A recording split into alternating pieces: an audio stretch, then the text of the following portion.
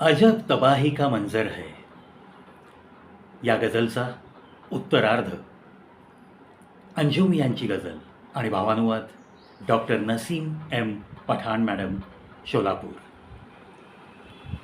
अजब तबाही का मंजर है, टूट रही है मेरी सांसें,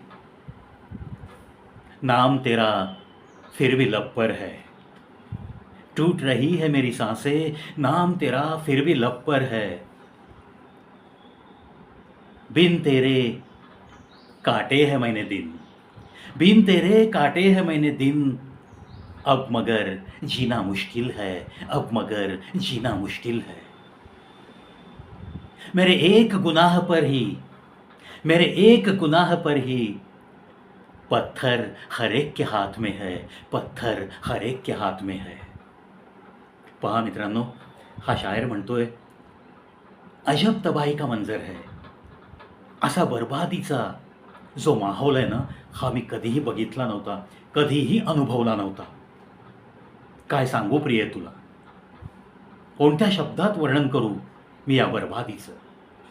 असं म्हणत हा शायर म्हणतोय, टूट रही है मेरी सांसें, फिर भी नाम तेरा लब पर है. बघ ना, माझा श्वास आता घुटमळतोय, असं वाटतंय की शेवटचा श्वास लवकरच येणार आहे. अशी विचित्र मनोवस्था झाली माझी. परंतु अगं, तुझ्यावर प्रेमच मी इतकं केलंय की माझ्या ओठावर, माझ्या मनामध्ये अजूनही तुझंच नाव आहे. तुझंच नाव घेत घेत मी अशा बर्बादी झालेल्या माहोलमध्ये पण जिवंत आहे. आणि प्रेम करणाऱ्यांच्या बाबतीत असंच काही घडतं का, असाही प्रश्न निर्माण होतो. अशाच पद्धतीने या प्रेमवीरांना जगावं लागतं की काय, असंही मनाला स्पर्शून जातं. तो पुढे जाऊन म्हणतोय, अजब तबाही का मंजर है. मी तुझ्यावर प्रेम केलं, काय हा काय फार मोठा गुन्हा केला मी. बघ ना, सगळ्यांकडे प्रत्येकाच्या हातात मला दगड दिसतोय. जणू काय मी फार मोठा गुन्हा केलाय, तुझ्यावर प्रेम केलं हा खूप मोठा गुन्हा माझ्या हातनं घडलाय, असेच काहीसे चेहरे बघायला मिळत आहेत. आणि प्रत्येकाच्या हातात अगं मला मारण्यासाठीच, मला ठेचण्यासाठीच प्रत्येकाच्या हातात मला दगड दिसतोय. अजब तबाही का मंजर है. कसं मी या सगळ्या गोष्टींचं वर्णन करू आणि कोणत्या शब्दात तुला सांगू. अशी विव्हळ अवस्था, अशी मनोवस्था घेऊन हा प्रेमी जगतोय. त्या प्रेमिकेचं नाव आपल्या मनामध्ये घुटमळतंय, हे तो कबूल करतोय.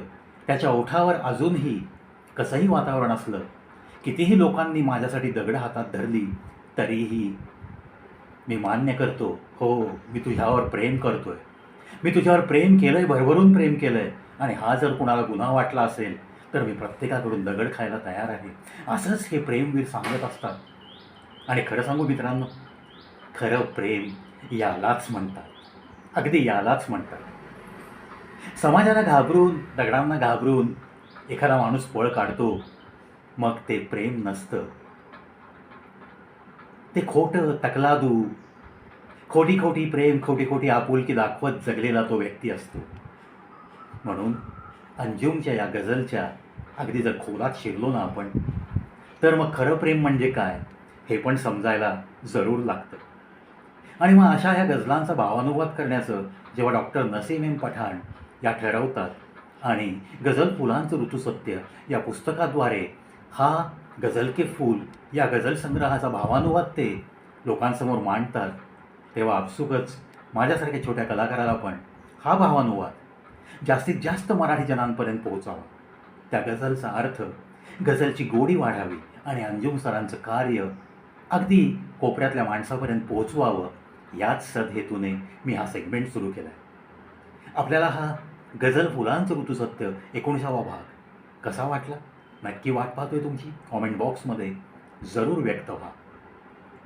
Doctor Naseem M Pathan madam आणि अंजुम सरांना तहे दिल से सॅल्यूट प्रविका.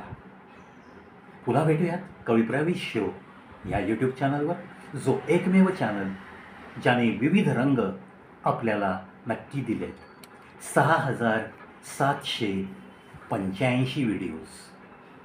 मित्रांनो, इथपर्यंत या मोठ्या प्रवासात, या लांबवरच्या प्रवासात माझी सोबत केल्याबद्दल तुमचे लाख लाख धन्यवाद.